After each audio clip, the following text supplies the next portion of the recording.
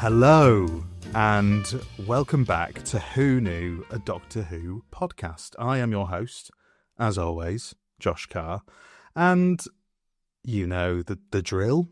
I always bring wonderful guests to my podcast.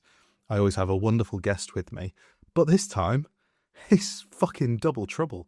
I've got two guests for the price of one, and I'm very, very excited about it. It's the hosts of one of the best Doctor Who podcasts going. From Come Along Pond, it's Damla and Elliott. How are you guys? Hi, I'm so excited. Hello. One fantastic guest, one me. Hello. No, you're both equally wonderful, and I'm very, very excited to have you on. I mean, let's start where I always start, at the very start. Doctor Who, obviously, I assume you're both big fans, as you've got a podcast with over 100 episodes. Heard of it? But I would like to know where your obsessions with Doctor Who started. Damla, we'll start with you. Where did you get into Doctor Who? So mine is a bit more of an interesting. It's not that interesting. It's a bit more unorthodox, I guess. I was sat on my sofa in my old house as a kid, and I was just like watching the telly, and I saw a trailer for series 2 of the show, and it was a really weird, like specifically made trailer. You know those ones. They don't really use footage of the show. It's more just like they filmed David and Billy saying really cringe lines, and it's all in like slow-mo. I'm not sure what the lines were off the top of my head, but basically they were in the TARDIS, and it was just, them being like, we're seeing impossible things, like just cringe. I remember so this cringe. trailer. I very much remember this trailer. I can't remember the exact wording, but I know exactly the kind of thing that you mean. It's so camp, and I've looked up the original version, and there's only one on YouTube, and it's like 4 pixels. It's so sad. It's so sad. But so I saw that, and I was like, okay, well, I don't know what this is, but colour me intrigued. And it was the week after I watched New Earth, my first ever episode of the show, and I was like, yeah, more of that, please. That's very unique, because I mean we have a lot of again, I say this almost every episode, have a lot of Rose babies. I'm a Rose baby, but a New Earth baby. Yeah, that's intriguing. So did you just go into it not even knowing or acknowledging that Christopher Eccleston existed? Literally. You were a Christopher Eccleston eraser. I was. Much like No, Russell T Davies in 2025, to be honest. But yeah, no, I was. It just looked interesting, and I checked it out, and I was like, oh, this is really fun, and I was watching it every week. And then I don't know, I think it was maybe my dad got me like one of the Doctor Who magazines or something, and then I was like reading it, and I was like, there's a whole history of this show. Like, this isn't what, and my mind was blown. And then I saw, I think it was, do you know what it was? I know exactly what it was. It was a Top Trumps card set. This is actually so niche. This Top Trumps card set for Series 2. And there was some, like, Series 1 cards. And I was like, why is there a card of Captain Jack from... that's not from an episode I recognise. I don't really know. Yeah. And then that's when I realised there was a Series 1. Yeah, who is she? Anyway, so then I checked out Series 1 by getting a really cheap DVD or something. Yeah. And I was like, what on earth? And then Regeneration and all. Yeah, it was really weird beginning. I just don't know how I managed to join the dots, but I did. Yeah. And I'm so glad I did. Because now I'm mentally ill. So that's wonderful. Aren't we all? Yes. Aren't we all? We're all that's trapped in this cage. That's how I did it. That's how it found me in a very weird way. I love that. I like it when people start with very weird entry points, that because this is always a conversation these days, is like, oh, what's a good jumping on point for Doctor Who? Yeah, and it's like sort of anything really. Like everyone else just jumped in and just went for it. Like, it was so many different random places. Yeah. Elliot, what about you? How did you discover this lovely little hellhole that we all find ourselves in? Well, I don't have anything as interesting as joining at New Earth, so I'm going to try and zhuzh up my story. Zhuzh away, please. I remember being in primary school, maybe the one just before primary school, and we had a special assembly because our head teacher was very, very excited because Doctor Who was going back onto telly. And I had no idea what Doctor Who was, but we had a full crash course in the history of Doctor Who, explaining to the students what the TARDIS was and everything else. And she was really lovely. And I think just off the back of that assembly, I made sure to watch Doctor Who when Rose went out, and I fell in love. I mean, I have memories of speaking to her about like the cliffhanger to Bad Wolf, and I mean, she gave me this like Dalek cardboard cutout, like little thing. I think it was like a VHS promo at the time. So really, it was because of that head teacher. And I mean, it's bad, isn't it? Because I can't even remember her name, but it is her fault. That's lovely. That I'm and here. She's here today. No, I'm joking. Can you imagine? But, I had all the toys, I had all the DVDs, and then I kind of fell away from a bit, and then I came back as an adult. But it wasn't probably really until I would say COVID that I became like obsessed, and I watched everything, all the new series that I hadn't seen at all, and all the classic series. And then started spending my money on buying anything that's got the Doctor Who logo on it. So yeah, I had a similar thing where I feel like there's always that age where you get a bit too. You decide that you must be a bit too cool for Doctor Who for a few years, and then you're like, didn't happen to me. Didn't happen to me. Didn't happen to Damla. It might happen someday. You never know. You might get there. Maybe. I'm 43. I'm too cool for Doctor Who now. COVID was the kicker. COVID got me into classic too. Damla, have you watched much of classic? Or Yes, so I found out about Classic Who through so they used to do these like weird magazines of Doctor Who where they'd put like a DVD in the magazine. I don't know what magazine it was. It was like a random one. I don't know. It was Doctor Who magazine. I remember them getting them in newspapers as well. Yeah. I had that's my first exposure to Classic Who, was watching, I think, part 1 of Pyramid of Mars, because it came free with like, I don't know, my auntie gave it to me because she got it free with the Daily Star or something like that. Oh my gosh. It's such a strange introduction to Tom Baker. Tiny little cardboard sleeves. I love those things. It's like that. It's that vibe. My first episode was The Five Doctors. Oh, so great place to start. That's a belter I place love to that start. episode. But yeah, no, I'm not. It's kind of on our podcast. It's kind of known that Elliott's the Classic Who fan. I'm the New Who fan, and I do like Classic Who. You've got your areas of expertise, but I like that you dip your toe into each other's. I don't know how to just make that not sound weird. Waters. Yeah. So that's lovely. I mean, I love the idea of a head teacher getting you into Doctor Who, because I definitely had teachers who were Doctor Who fans growing up, and would often be like, "Oh, did you see Doctor Who at the weekend?" And I love that. I had a primary school teacher who, before I knew about Doctor Who, turns out they had a Doctor Who poster on the back of their door that I just never noticed for years and years and years, and just walked past this TARDIS every day and never knew. Much like the real TARDIS. Yes, exactly. Yeah. Nice little perception filter on the door. Absolutely. Distracting me. Now I'm intrigued about you two, because I mean, in my eyes, you're a dynamic duo. You are, to me, like Ant and Dec and Morecambe and Wise and Fish and Chips. It's Damla and Elliott. You are a combo, because I've listened to so many episodes of your podcast. How did you two meet? I feel like I know drips and drabs of this, but how did you two become friends? And then further from that, at what point did you just unlock that you both loved Doctor Who? I mean, did you want me to say? Because I feel like I know this pretty well.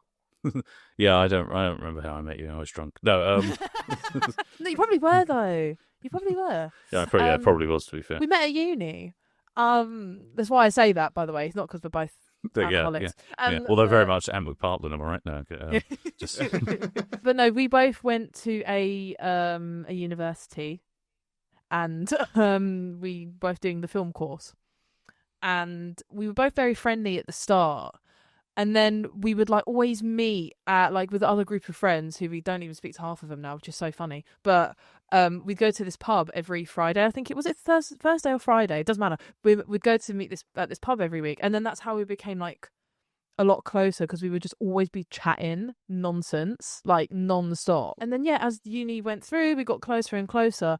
But I despair to say we only became best friends. Like, I'm like a barnacle attached to Elliot at this point. Like we talk multiple times a day, every day, during COVID.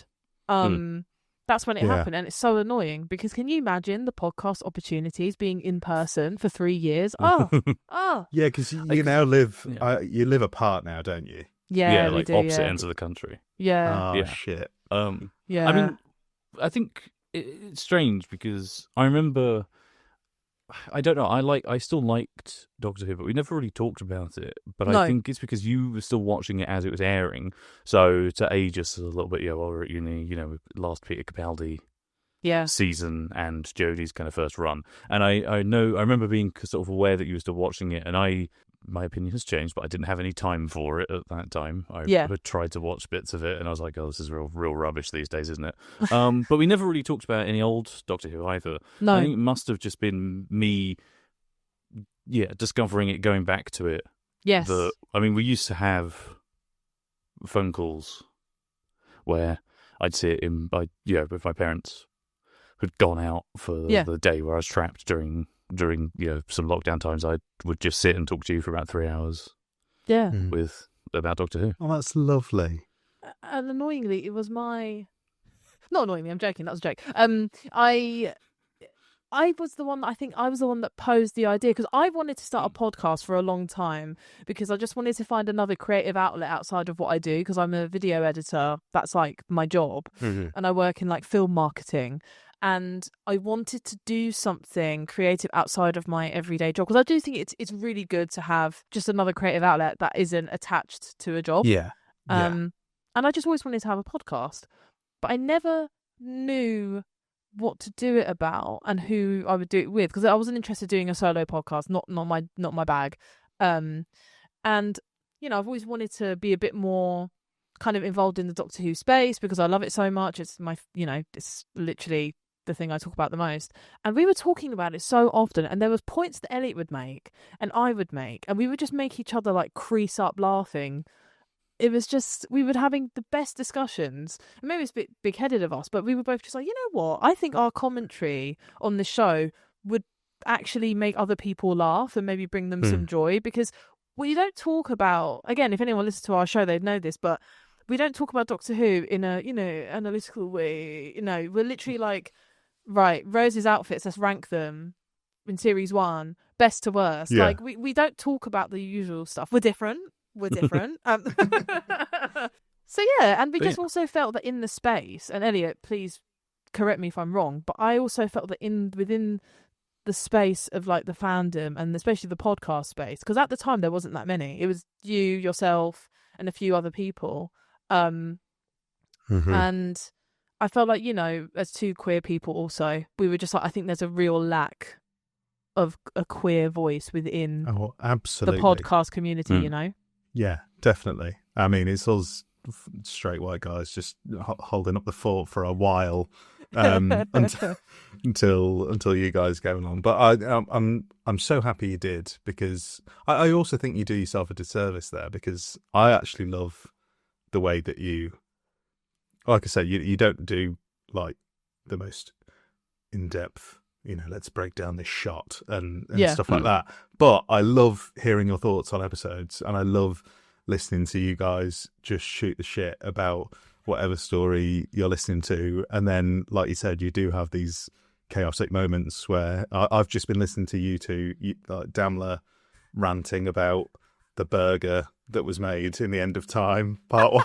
It was dry. It looked dry. It looks so dry. So dry. I think, but no, I think that's what makes it like having a film background. As Damla says, she still works in the industry.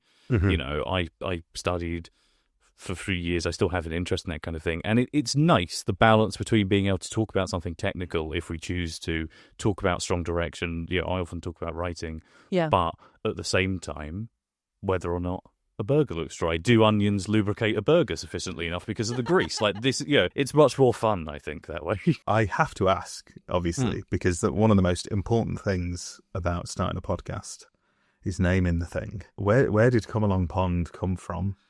Dan, do you want me to say the lead on?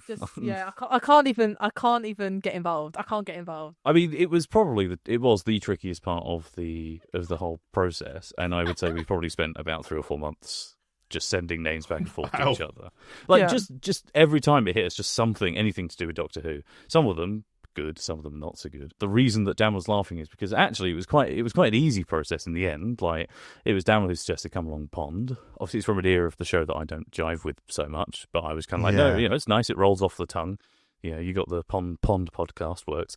And I think jokingly, right, I was like, no, it should be called the Come Along Pond cast. Right, you know, kind of portmanteau it all down, make a nice little pun. I love a pun.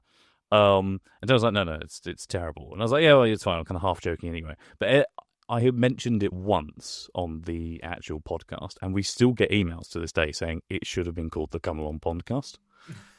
And it's a very sad running joke.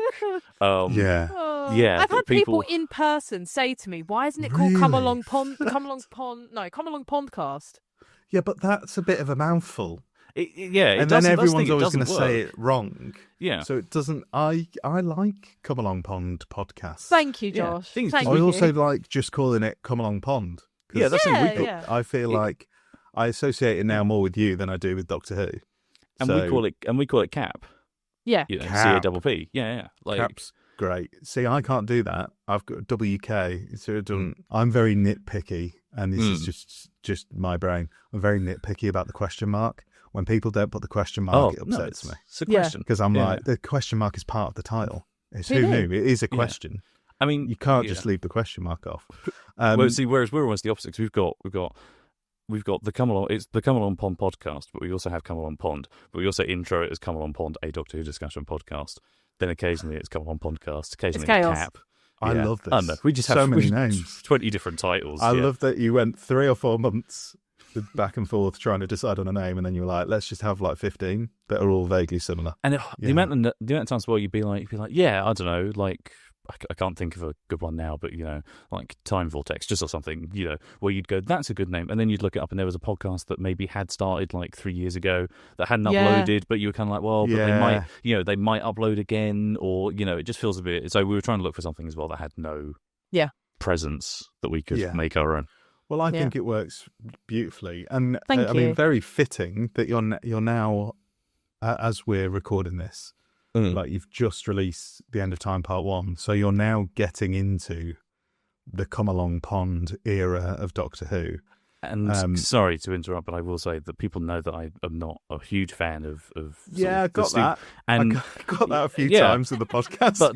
But the amount of people who say to me, you do realise the irony, your podcast is called Come Along Pond? And I'm like, yeah, I know. Yeah, I'm just courteous and don't care. Like, it's fine. But yeah, I've had that quite a few times. People are like, don't you think it's rather ironic? Is it quite daunting then, knowing that you've now got, 6 series in a row? Well, you know what, actually? And Elliot, please correct me if I'm wrong in this. But, so I love the Matt Smith, Stephen Moffat stuff. Mm-hmm. Even though Series 6 is a fucking mess, IMO with extra emphasis. And I'm not the biggest fan of the Capaldi stuff, but you are.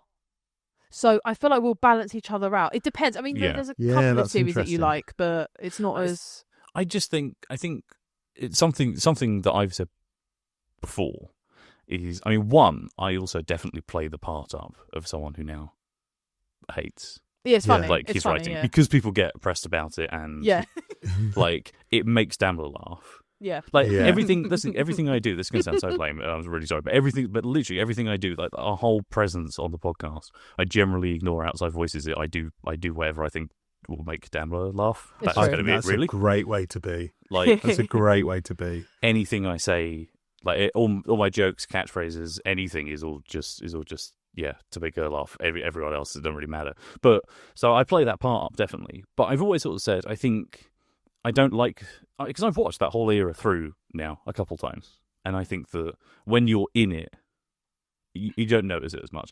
I don't like them as much as series 1 to 4, but I don't think it's not going to be as wall to wall hatred. Yeah. there are things I don't like, obviously, but I think when you're watching, in my opinion, the pinnacle of good Doctor Who, which is Russell's first run, the episodes that don't work stand out more, I think. Whereas when you're watching, I think Stephen Moffat's run, where I think generally it's a bit more middling. The ones that don't work as well, I kind of don't really mind as much. It doesn't bother me when we're in an era. It's like the gap between good and bad isn't as wide. Yeah. I think it's more just consistently in the middle. Yeah, like up and down. And we talked about, we did a thing recently where we talked about listeners' hot takes, and someone was talking about how much they love that Flux. episode. That was great. And I think I remember saying, now, as I'm sitting here now, Flux would not be my go-to. It would not be something that I'm excited about. But in comparison to Series 11 and 12, which again I don't hate, I just feel kind of mixed on, Flux was amazing at the time. And I think when we're in the era, going back to it, Flux will be the standout of that stuff. And I think, it's just putting everything into perspective. If you compare it all to, to what's come before, it just kind of falls apart. Otherwise, you end up going, Doctor Who's not been good since 1963. R.I.P. all, Doctor Who. Yeah, it's all tones and taste and everything. So no, but I do play the part up. But I have. Well, I was howling earlier today listening to your intro to Joy to the World, which is trash. But you see, though, something actually. This is because this came up last night. Oh, yes. So something we were very worried about was because I felt very strongly about our coronavirus discussions in that. And it was somewhere where me and Damla maybe slightly disagreed even when we were recording it. And even afterwards, I think we were a bit unsure because I was going quite hard on I just think this is quite disrespectful. Yeah. We kind of put it out there and then you're going, oh, God, is that the thing that I want to... Yeah, I would nail my colours to the mast about this. Really, like, is this the thing we want to plant? I'm choosing to plant my flag in the ground for. I think this is disrespectful. And then we had a discussion, didn't we? Because I in hindsight realised I was like, no, actually, I think it's totally. I think you know what, I stand behind it. I think what you said, because it was mainly Elliot talking about it, and I was like, I think that Mum, people can see your voice. She just goes, sorry. Honestly, at first glance, I assumed it was Darcy. No, it's my mum. Tell her I say hi. Everyone says hi. Hi, Damla's mum. She had to she's living in this room at the minute, so she has to grab something. Sorry, absolutely fine. I will start my point. It's adorable. So when the episode went out, we were both having a little chat about it, being like, oh, do you think people will take it the wrong way? And then in hindsight, I was like, actually, because again, it was mainly Elliot who spoke on it. I said, you know what, I actually, on reflection, because we always listen back to the episodes when they go out, because I just like to, because I always forget what we say, but I think it's good to know your own lore a little bit, so you're not over-referencing something or repeating yourself in recordings. But listening to it again, I was like, actually, I think the point you made was really, really good, and I really agree with what you said, and I think if anyone takes it the wrong way, that's their problem. I think what you said was... Yeah. And then, I think that's good. Yeah. I think you've got to bag yourself with these things, because I have the trouble of, I think it's great, the 2-person dynamic with a podcast, that you have each other to sort of bounce off each other and sort of defend each other, even when you disagree on something, to go, 100%. I back you in your opinion, because I just have basically my own internal monologue saying, Josh, you shouldn't say this. Josh, you shouldn't say this. Yeah. Oh, Josh, say this. But so I often, I mean, people will obviously know I toe the line a little bit closer on podcasts, and I do on the internet anyway, just because I can't be asked with any backlash. I often share my opinions in private. But I love that, and I love that you both back each other in just being like, no, fuck it. this is what you stand for. This is what you stand for. Let's put it out there. Yeah. And it's the amount of negative correspondence that we get about it doesn't outweigh the positive correspondence we get about it. So because the reason I bring that up is because last night we got an email from a doctor who was working in an ICU during COVID and was just like, I just didn't like that being used as dramatic stakes, and it kind of felt really weird and too soon to see that represented on TV as drama. And obviously it was really nice and really affirming, and I really appreciated reading it. But it just made me feel like, okay, well, I'm glad that we didn't shy away from potentially being controversial about something that. I think the best podcasts do that. I think because but on the same episode, like George and Cooper from Nostalgia Rate, they had a very frank discussion about this as well, and George had a very frank discussion about how COVID is used in media as almost like a cheap like a cheap tear, like a cheap cry these days. And I think it's always great when and that's something that always comes across on the podcast, that it's just genuine, whether you like it or you don't like it or you disagree on things. It always feels really, really genuine. And it's nice to hear you say that, actually, because that's something that we do pride ourselves on. And I think without saying it, we did have this discussion. It was said, but without words.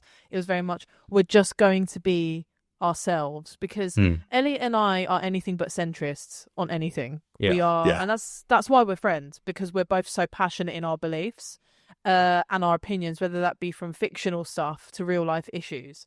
And we're both extreme leftists, I would say. We're self-pronounced snowflakes, proud to wear that badge. Call me a woke bitch. Cool, that's what I am. It means I believe in human rights. And it will be your podcast that gets the attack, so it doesn't matter. You can do it these days. I'll take the brunt this time. That's fine, guys. Those two woke lefty guests you had on. But I'm sure. I hope that anybody listening to this podcast doesn't expect me to be some kind of right-wing raging nut job. No, I was going to say, I think your audience is absolutely lovely. I am very much in line with you two as well. So I'm almost envious, not like jealous or anything, but envious that you guys have that sort of format of podcast that lives and breathes off being yourself. Whereas Who Knew, I love Who Knew. I love Who Knew so much, and I get to have amazing chats with people. But sometimes it's not the vessel that I need, you know what I mean? Sure. Because I have to, mask slightly as podcast Josh and host Josh. Whereas sometimes I think, wouldn't it be great to just have a shoot the shit podcast where I just go on and rant about stuff? That's sometimes what I feel like I need alongside this. Yeah. Well, that's why you come on to ours. That's why exactly. You do that. Yes, and you've been very kind enough to invite me on a couple of times, and I've had a hoot. I've had a cracking time. But, I mean, I can't speak for Damla, but I am also broadly just playing a character. I'm in Doctor Who mode. We're talking about one episode. This does not occupy my brain as much as I think people think it does when you're talking about it. I'm not. I think people probably assume that I'm sat in my flat going, oh, that's Stephen Moffat. Oh, I hate him. Oh my! But it doesn't. It's fun. It's fun to talk about. Like I said, it's fun to be chaotic. It's fun to swear and get angry. But I think most people know that it's also done through a sort of veneer of irony and comedy. I think also though, to that point, I think something that, for me personally, that I had to start doing, because this is the thing we've always said, and again from day one when we started this podcast, we said this is for fun. That's the only reason we started doing it. And as two creatives, and I hate saying that because it sounds really wanky, but that is what we are. We are two creatives, and we love to create, and that's what we are. And again, that is the basis of our friendship. We met on a film course, and something that I think is really important is to set boundaries as well, because I've personally been caught up in the content of it. We got to keep pumping out. We've got to, because as we were getting more of a listenership, we were it was mainly me, I'd say, being we need to. The momentum can't slow down. We got to keep going. Da da da da da. Oh yeah, I'm sorry, I'm terrible. You say it all the time. Like if there's an edit that might be delayed or something, I do all the background admin stuff. Dan does the editing because I can't edit for Toffee. But Dan will be like, it might be a bit late to you, and I'm always like, yeah, I don't care, man. But you'll be like, but we have we need to get it out on this date. I'm like, who cares? Delay it by a week. It's fine. Whatever. Treat yourself. Have a holiday. But that's what's so lovely about our dynamic, and why I'm grateful for it is because Elliot chills me out because I'm not chill. I've never been chill. But also, it is important, I think, to have that slight, I wouldn't call it a character, but we definitely, the mask will slip when we talk about real life issues. For example, an episode that comes to mind is when we talk about school reunion. We spoke about, at the time, the Tory government and, the slashing of fees for schools and like school dinners and things like that. That was what was going on in the news at the time. And we actually got a message from someone. It was like a 3-page essay. It was so the day that we were recording it, we got an essay from someone telling us that we are too nasty about people who vote Tory and that they're not all evil. And it was just But then we were recording school reunion that evening, so we made sure specifically to talk about free school dinners, and taking that away from people. But I mean, it's. Sometimes it's nice. Sometimes I can't be bothered. Sometimes I like to get real. I mean, again, on that Hot Takes episode, somebody asked about censorship with Disney under Donald Trump, and I mean, I had a very kindly let me have about a 5-minute rant about how censorship under capitalism is a thing that exists anyway, and corporations are your friend. And I feel that's quite hardcore for a Doctor Who podcast that I think a lot of younger people listen to, but it's something that I feel very passionate about. No, I think that's great. I think it's great that the passion always shines through with you two. Yeah. For Doctor Who, for whatever you're talking about in that time. And like I said, it's what makes a belter podcast. And it is a belter podcast. I love it. I absolutely love it. Thank so you. many other people do as well. One little question. Obviously, you've got so many stories left to cover. You've sort of only just finished one era of the show. Do each of you have a story that stands out as, fuck, I cannot wait to get to that one? Or it's like, I cannot wait to discuss that. I think for me, I have to be really honest, a lot of them have already gone by. If I'm speaking my absolute It's all downhill truth, from here, guys. No, there are still some, but just like there were some that I remember when we first started, I was like, when we get to Journey's End, fuck, it's going to be, I remember before we recorded that episode, I was buzzing. I was literally buzzing because I was like, it's been 2.5 years for this moment, but like upcoming, I would say definitely Time of Angels, Flesh and Stone, because one, I love that 2-parter, but there's also a lot of shit in it that pisses me off, but I also still love it. So the discussion is just going to be really dense, and I'm really excited to have that conversation with Elliot. I'd say that's the first. That's one that comes to mind. I know it's a bit random, but it's such a dense conversation that I'm so ready to have. There's stories that I'm personally excited to revisit, hearing Damla's passion about them and how that might shift my opinion. Maybe I'll do a complete 180 on the Big Bang, the Pandora opens. You might get to the end of the Moffat era and Damla's convinced you, and you've convinced Damla the other way, and now you've both completely swapped. I think it might be the other way around, personally. Maybe. I think I'm really looking forward to kicking everything off by doing the 11th hour. Because I don't know how I can't remember how I feel about the 11th hour. And then it's the best opener for me. Yeah, it's the best series opener. Unbelievable, so good. Yeah. And I think I remember I have seen it quite a few times to try and get into watching Moffat stuff. But I remember the last time that I watched it, something just kind of clicked. Or I wouldn't say I was like in love with it, but I was like, that's just pretty good. But I don't know, maybe some ones that I really detest just because it's going to be fun to like get fake angry again. Like I can't wait to talk about Rebel Flesh. Yes. Because that for me is like a real low point of period. The wedding of River Song, or to talk about some stories that we've already been very positive about, but in like our Christmas tier list, like getting to watch again and talk about and cry about Husbands of River Song. Oh my god, will be very nice. So genius. Yeah. Yeah. Like that's the thing. I Like, I love can't that wait. episode. We talked about the Christmas specials, and I liked all of the Capaldi Christmas episodes. So it's not this ingrained hatred that I have. Yeah. you know. Yeah, But exactly. yeah. Like It's a bit more nuanced. I think than that, isn't it? we ranked Husbands of River Song as the best Christmas special. Yeah.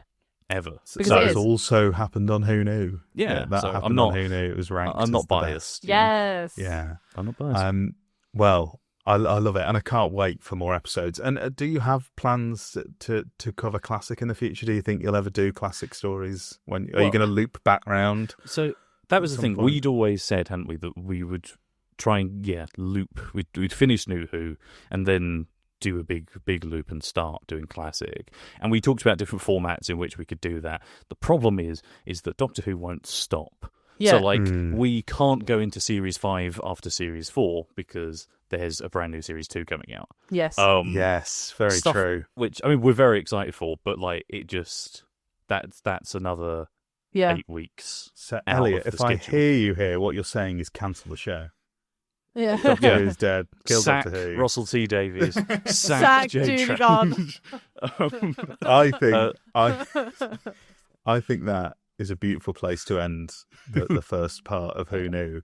We're going to go for a very short break, and then when we come back, we've got some features to attend to. And this week, obviously, we've got 2 guests. This is a little bit different, and it's a little bit spicy. But we will see you in a few moments' time.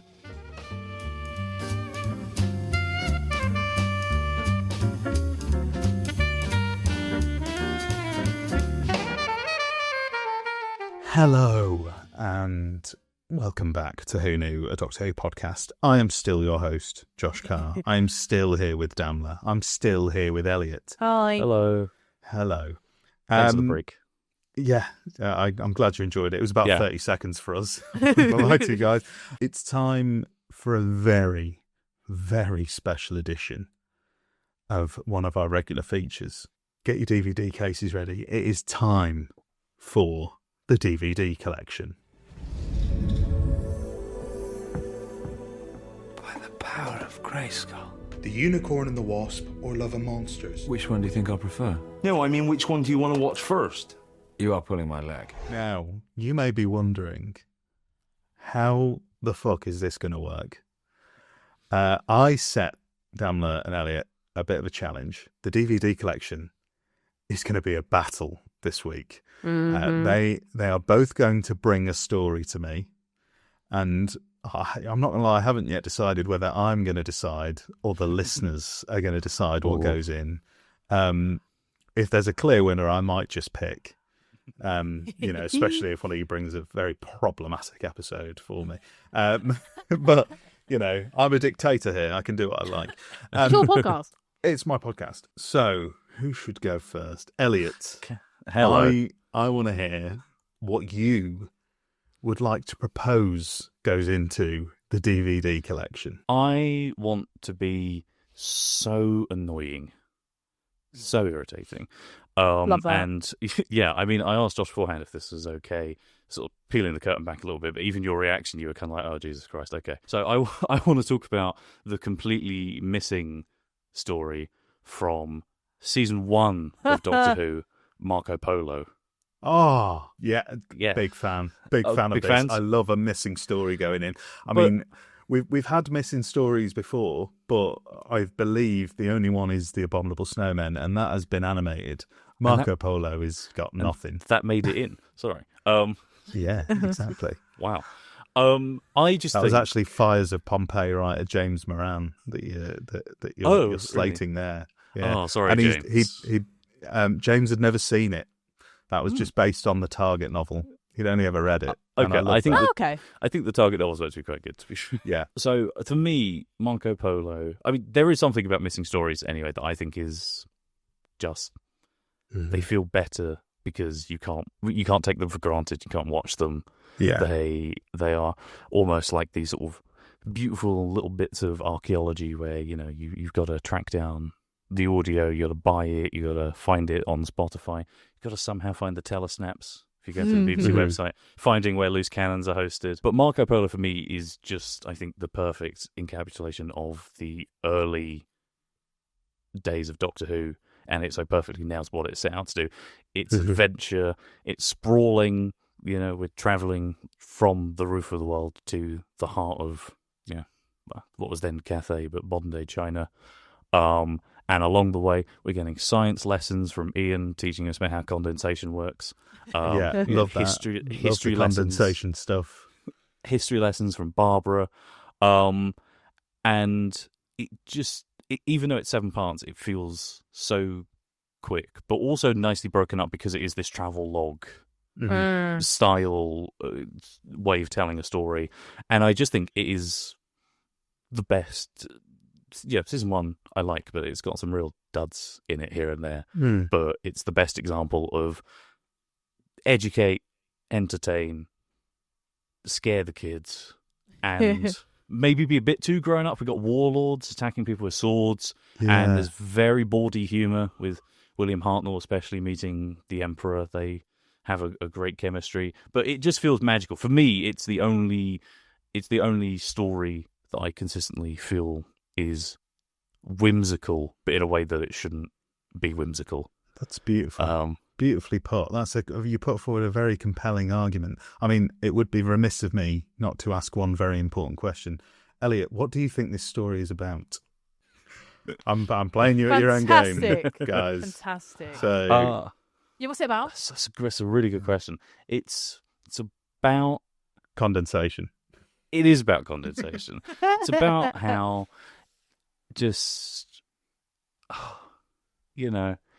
look, if you're travelling in a caravan with a man called the Warlord Tagana who keeps sneaking off and laughing maniacally, just don't trust him. Don't give him your water skins. He's going to empty those. Just why? Why would you do it? Just stupid. It's like hanging out with someone called Evil Bastard McGee. I mean, come on. So if you bump into a Warlord Tagana at a caravan park, like at a Pontins, don't follow him to the arcades. Don't go with him. Yeah, pretty much. Damla, we haven't discussed this either, by the way. We don't know what we're you don't fighting know each other about. No. I love that. Damla, I don't want to lie to you. Elliot's made a strong start there. Yeah, I love Marco Polo. Damla, you're going to have to convince me. Okay. What would you like to enter the DVD collection? I would like to enter the best episode of the show, in my opinion. And Elliot, you know what this is. You know what my favourite episode of the show is. Yes, you do. Yes, you do. Yes, this is like that married couples game. I think I do. Should we say it at the same time? Do you want me to say it for you? No, because I don't want to embarrass. I don't want us to get embarrassed. My favourite episode of the show, and the one I would like to submit today, is Father's Day from Series 1. Oh, I was correct, Elliot, by the way. Sorry, in my head. Elliot, Damla has come storming back in.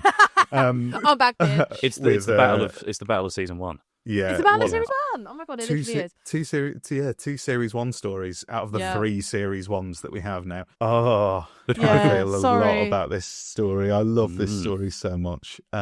It's in my opinion, it's one of the select few perfect Doctor Who stories. Yeah, Damla. Well, firstly, what do you think this story is about? I think this story is about how you just need to leave things be. Don't get involved. Don't get involved. Don't get involved. Actually, don't get involved. It's happened. Let's not mess with it because it just will end in tragedy, even more tragedy and stress. Stop it. Getting involved. Don't get involved. Don't you be just want to busy. be you. You know. Keep it GC style. No, I mean, keep it GC style. Yeah. Basically. So what about? I mean, I know. I know already because it's Father's Day. But what made you want to put Father's Day forward?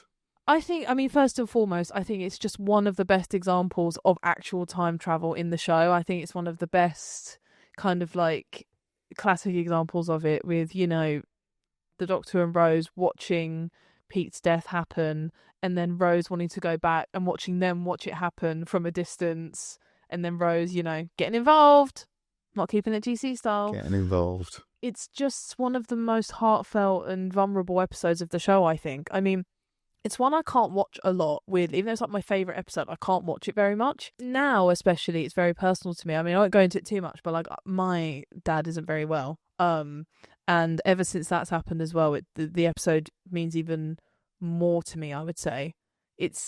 I just think the way Russell managed to write like a family dynamic within the episode, and like exploring Pete and Jackie's relationship first of all as well, and Nine and Rose's relationship, and how there's this like back and forth between them in the episode. And I mean, Nine and Rose I just adore. One of my favourite pairings, probably in my top 5 of all time. I love them so much, especially that scene in the church when he's like, "Don't touch the baby."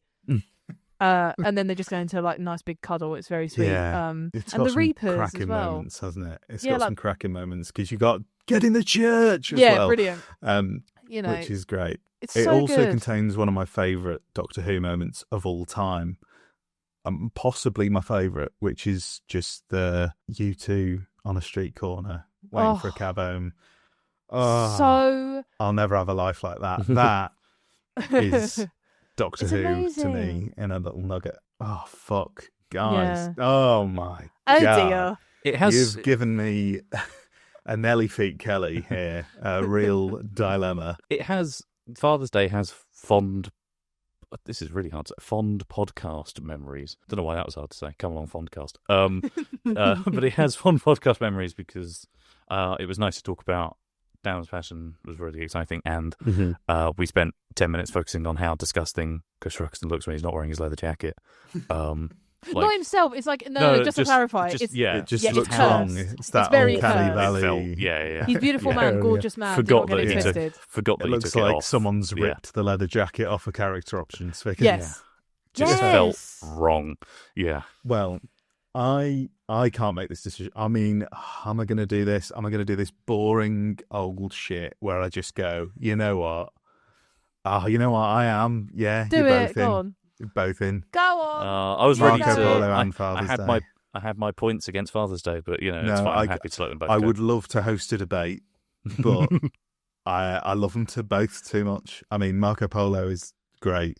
Father's Day is a classic. Also, just a very quick point, Christopher Eccleston is the king of the DVD collection.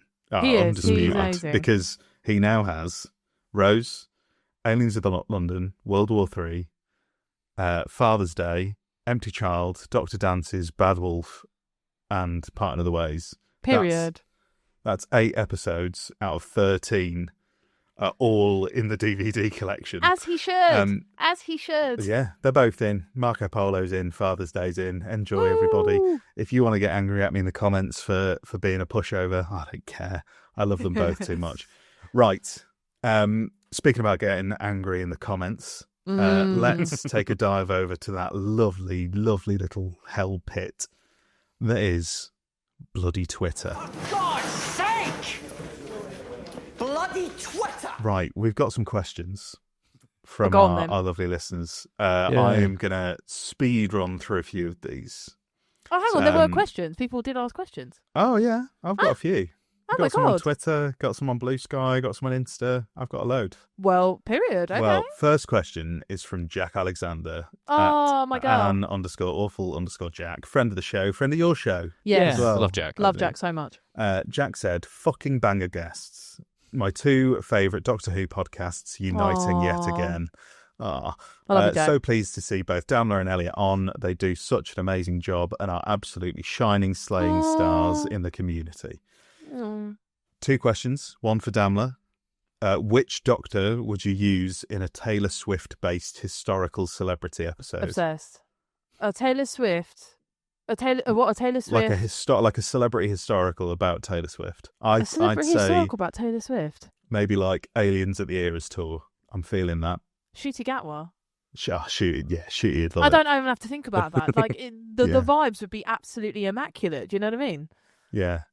There you Yeah. go.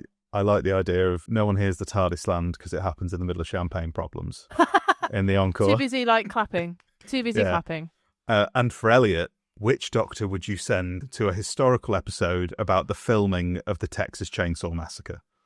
Oh, jeez.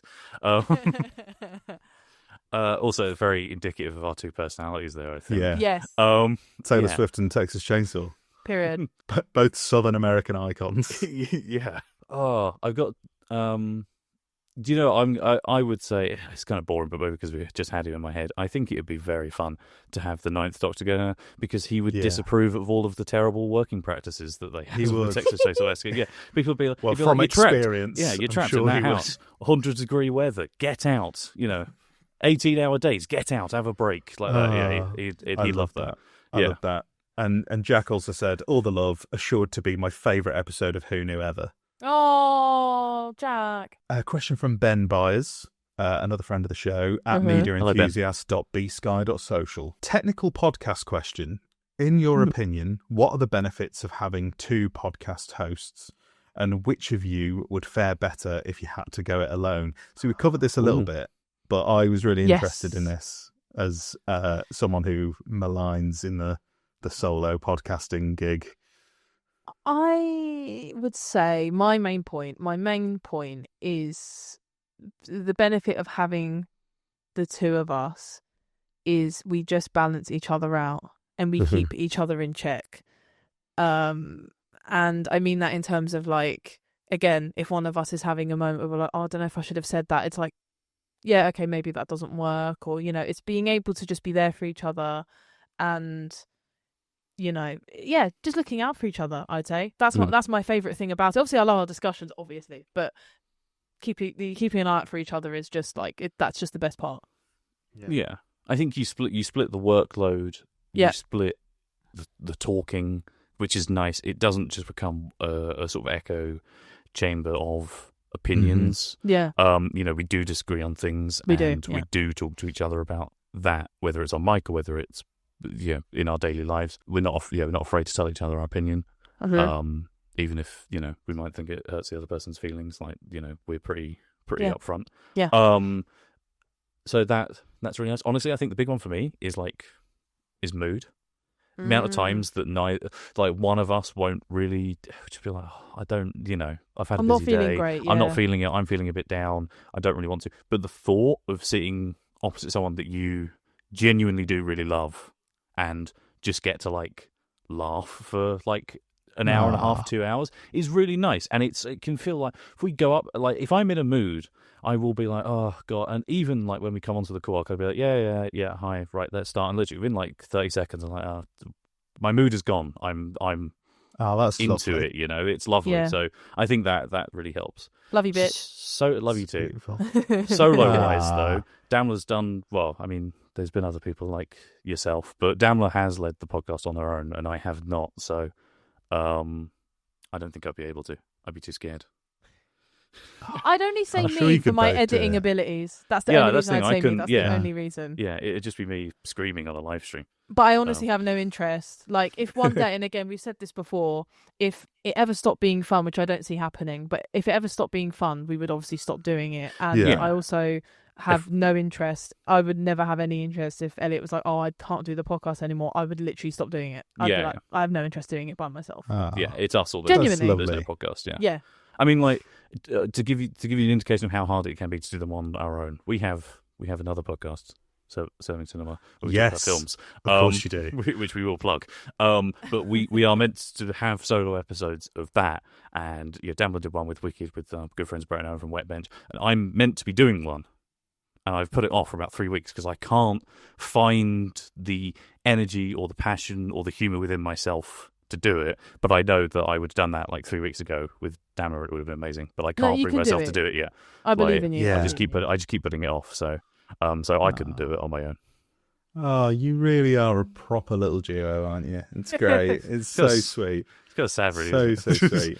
No, not at all. We've got a question from YouTube royalty, in my opinion, and dear friend of the show, Sam Davis at Dread_Davis has asked, what are your greatest side cast performances in the show? No doctors or companions allowed. So a supporting actor, maybe a guest star. What one springs to mind as, oh my God, you've stolen many a scene? I have one, but I've got one I'm going to that's gone switch straight the to my mind. answer because it's going to spoil what we say later. Oh, okay. So, But wait, aren't they? But they what do you mean? would count as a main. No. But the other episode they did. Think about it. Right, got yeah, you. You got okay. you. Yeah. Don't right. worry, Josh. It will be all be clear soon. Well, I'm so confused. You go first. Let me think, because my main Okay. answer would have been that person, but I'm not going to say it now. Okay. there are so many, and I think props to most people who do guest work in Doctor Who because they tend to be fantastic. My standout, literally, as soon as you said it, first person that came to mind was Leslie Sharp as Sky Silvestri in Midnight. Yes. Yes. The Absolutely. perfect. one-off. I would never role. say that there is a correct answer. But there is. That's the correct answer. It's, yeah. Just If I don't know if Sam wanted an answer from me, but just because I watched No, it please. yesterday, Yeah. and it's definitely one that springs to mind. Alan Cumming in The Witchfinders. I As King love the James. Witchfinders. So good. The Yeah. Witchfinders is amazing.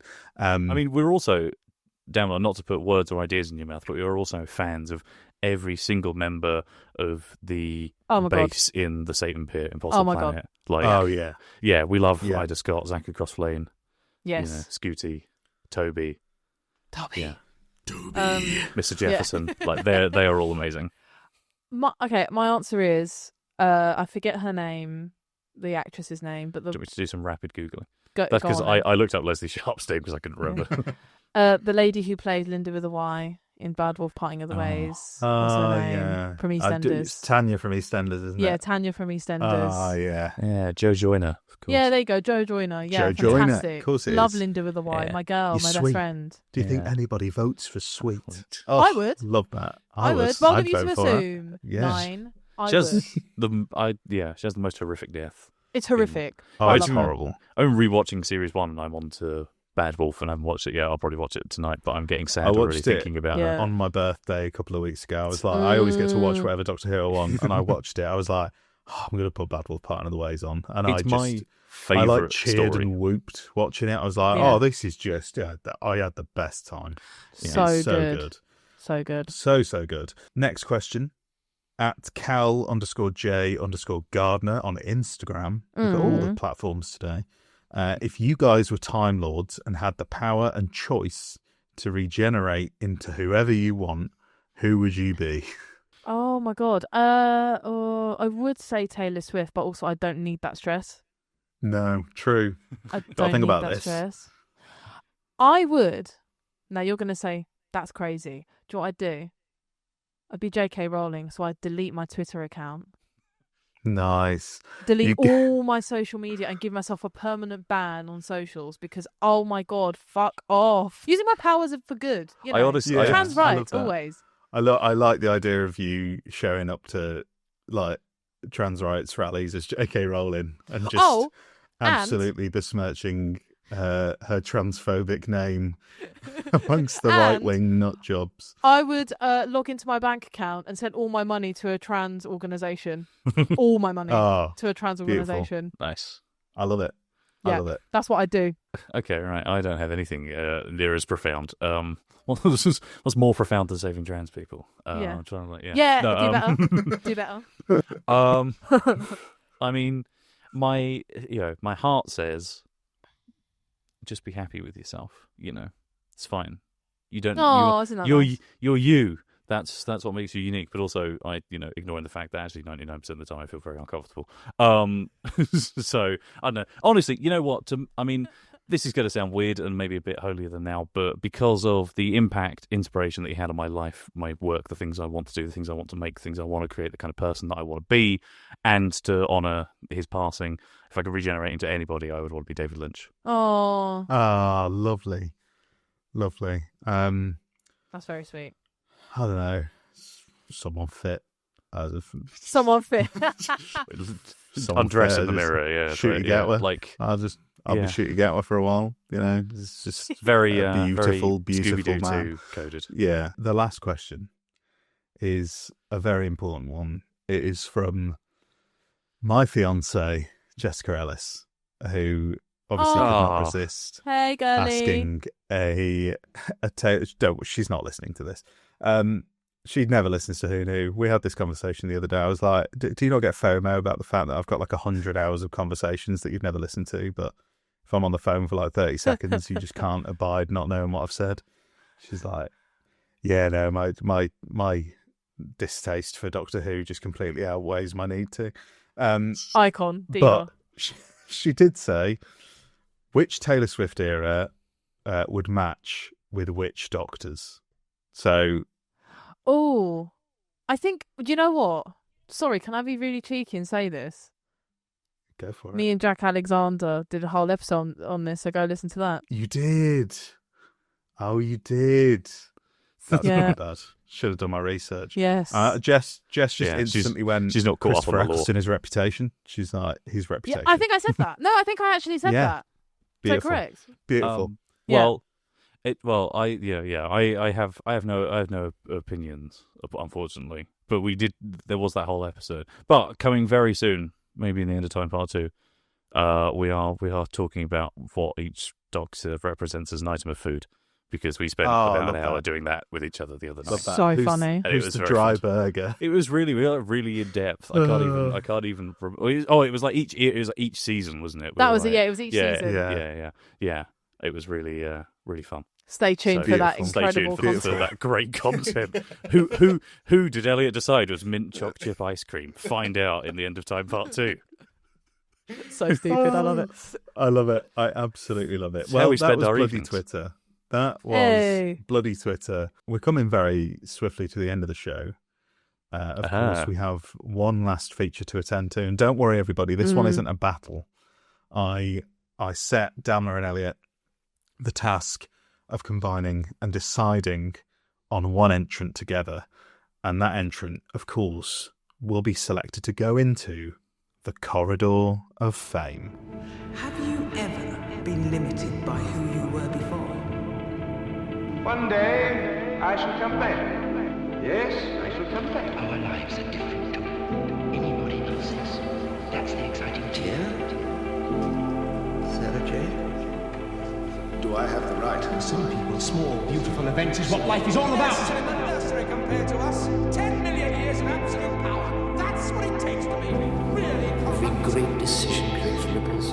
Like a huge boulder dropped in a lake. But it was a childish dream that made you a doctor. You dreamt you could know more.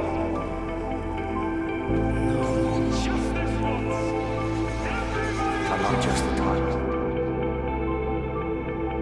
I'm the last of the time. It just disappears, doesn't it? Everything you are, a golden moment, like breath on a mirror. I do what I do because it's right. Because it's decent.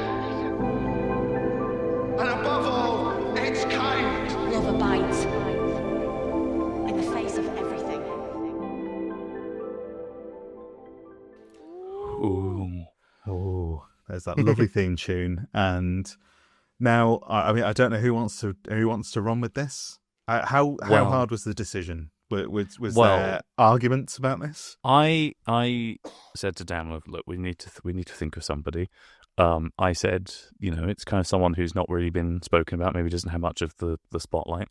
I said, but I don't have anyone who immediately springs to mind, or it would be someone from Classic Who that nobody talks about. I was like, so tell me who you think it should be. And Damla said a name, and I'll let her speak on it. But Damla said a name, and I just went, yeah. No, I said, yep.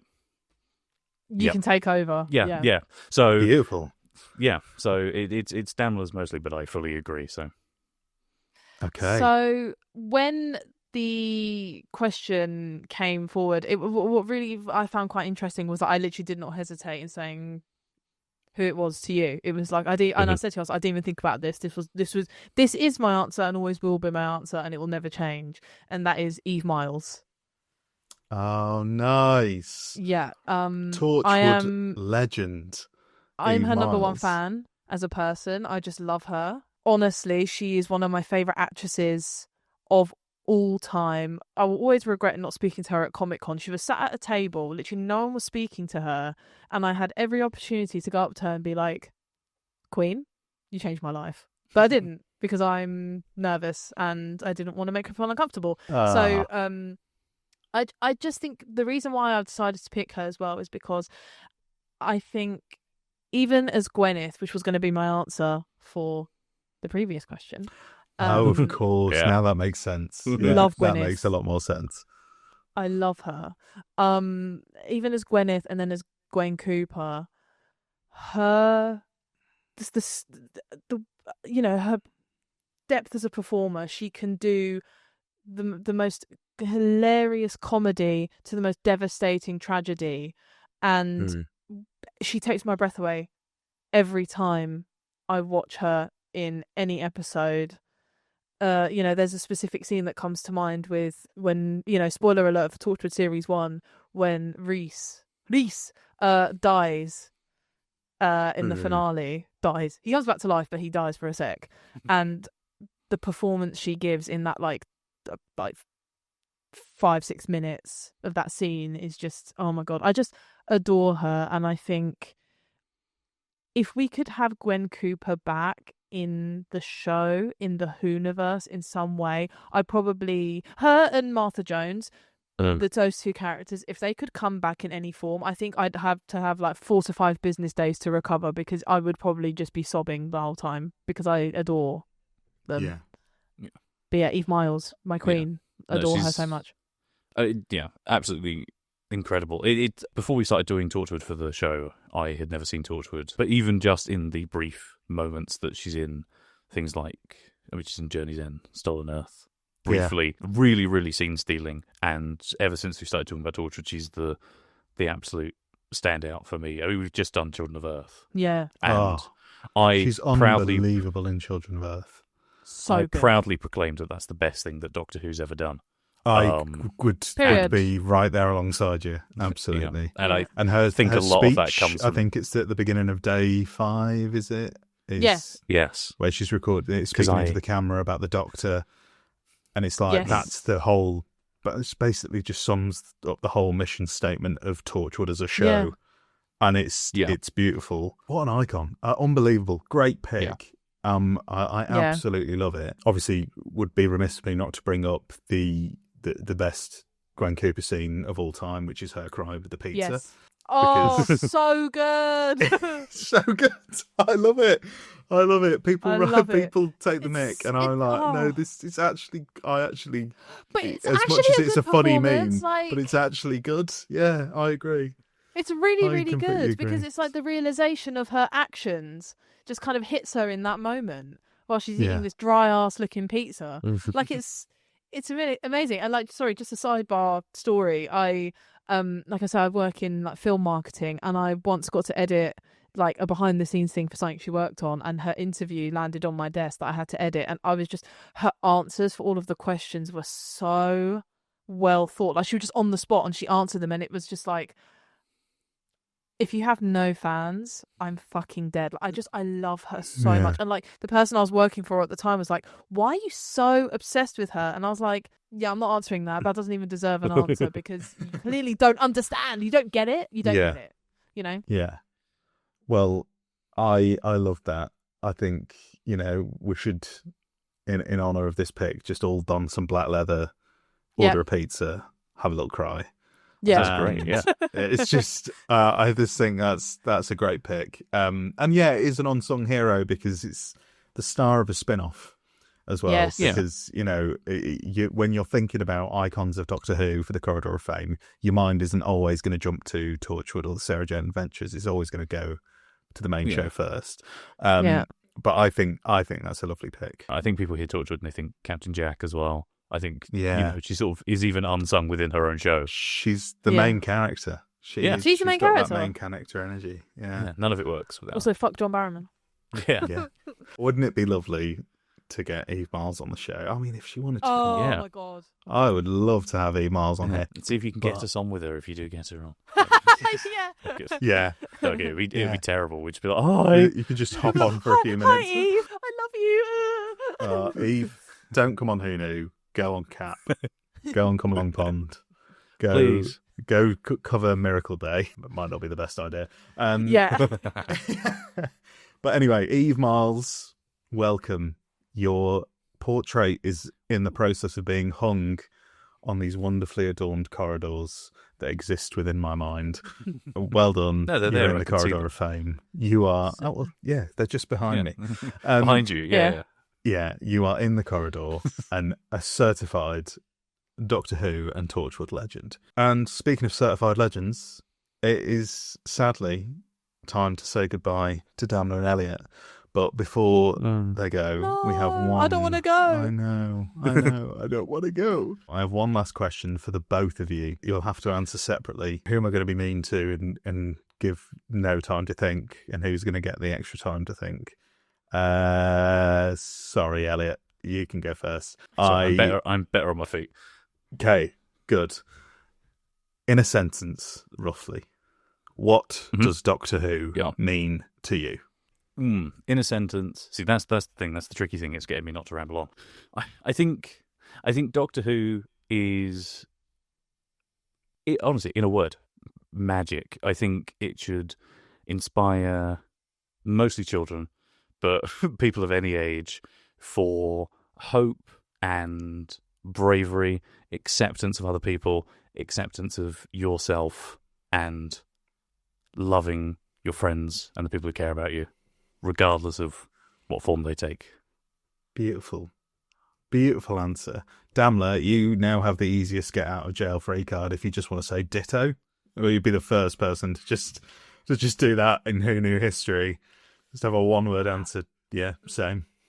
But Damla, I mean, I do in agree a sentence.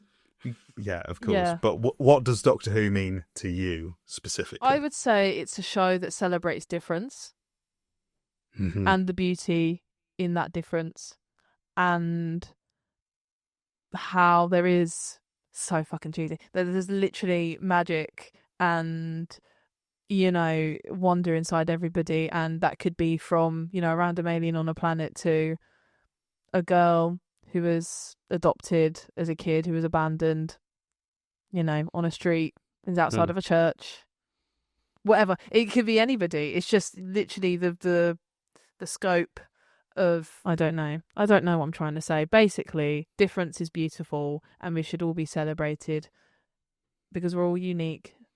And beautiful. I just want to love. I want everyone to, you know, be friends, and, you know, I just love everybody. I'm that girl from Mean Girls. We could all do great things. Yes. Another lovely answer. You very much had the opportunity to just reheat. I really did. Nachos there, but you didn't. And I love that. So thank you. Beautiful answers. And my God, it has been an absolute pleasure having you both on. It's been a long time coming, because you extended the invitation to me to come onto your show many moons ago. And this should have happened a long time ago, but it didn't. And now we're here. So thank you so much for coming on. I'm just going to give you a couple of minutes to just plug whatever you want. Just plug away. Also, but can I just say, you did come on our podcast, and it was ages ago, but somehow we're still talking about Series 4. Like, that's how weird our scheduling has been. Yeah, I don't know how that's happened. I was, that was like 2 years ago. I came on for Planet of the Apes. Yeah. We're still doing Series 4. Yeah. Holy Moses. It's been a crazy time. Elliot, you plug, because you're really good at that. I was going to say, do you want me to plug? So, yeah. Well, you can find Come On Pond at a variety of places. We do have a Patreon for people if they want to see our faces when we do episodes, and they can access ad-free versions. But I'd say your one-stop shop really for Come On Pond content is our Instagram with Come On Pond Podcast. We've got the same artwork everywhere, so you can't really miss us. And that's where, you know, you can access our Linktree. We tell people when episodes are going up. We have polls. We've got stories. We post on TikTok, but we also post the real versions of TikToks over there. So that's probably your best place to go. We have an email that's open, but you can find all this information out literally by going to our Instagram page. The only other thing that we really like plugging, because it's the black sheep of our now podcast media empire, is is Serving Cinema. If you like how we talk and interact with each other, but you want to hear that thrown onto movies instead, we have a movie discussion podcast because we love the movies. Sometimes we just do reviews, sometimes we talk about things that are important to us, talk about how you shouldn't go on your phone in the cinema because you're a dickhead. Very true. So we love that podcast. We put a lot of time and a lot of passion into that as well. You know, it's the same high quality as Come On Pond, so please check that out. The Serving Cinema podcast, same place as Instagram. You can find us Apple, Spotify, wherever you want to find us. Good. Lovely. And I urge everybody who's listening to this, if you haven't listened to Come On Pond, where have you been? Go listen. It's fantastic. It's an amazing podcast. And so is Serving Cinema as well. Serving Cinema is also thank you. Wonderful. Thanks, Josh. I haven't listened to many episodes just because you keep covering things that I haven't watched yet, and I don't want spoilers. No. So I am very much planning to watch those things, then listen to your podcast. But Gorge. I cannot recommend it enough. And to do my little outro spiel, you've been listening to Who Knew, a Doctor Who podcast. You can find us wherever you get your pods and on YouTube. You can follow us on Instagram, Twitter, Blue Sky, TikTok. I'm not going to go through all the links. They're all in my Linktree, in the bio, in the description, wherever.